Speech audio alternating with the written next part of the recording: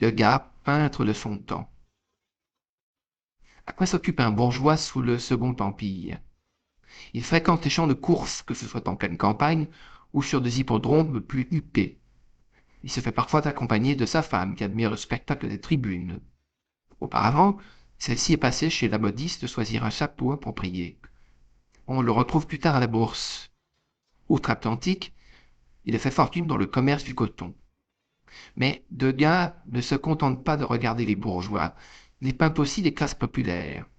Les repasseuses confinées dans leur univers, un couple rongé par l'alcool, ou une acrobate qui gagne sa vie en la risquant chaque soir. À la même époque, Manet exécute courses à Longchamp. Mais il montre une course de face avec des chevaux en pleine action et un public tout agité. On est donc loin du calme qui semble régner sur la scène décrite par Degas.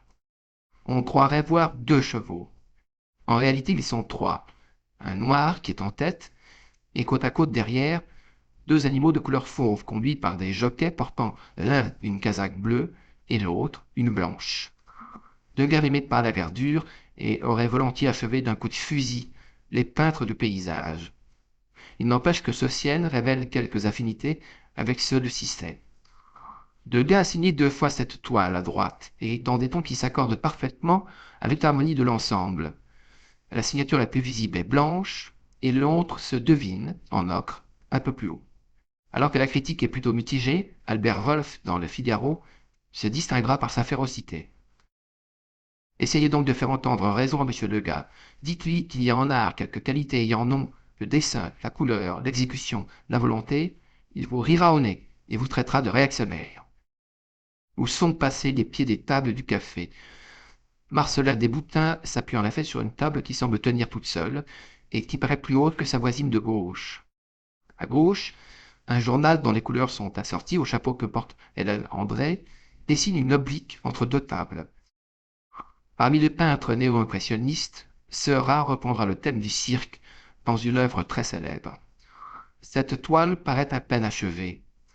Le personnage qui se penche en avant au premier plan, dont on n'aperçoit que le dos, est tout juste esquissé, comme le montre la rapidité d'exécution des mains, dont Degas n'avait pas décidé si elles allaient ou non rester derrière son dos, et du costume.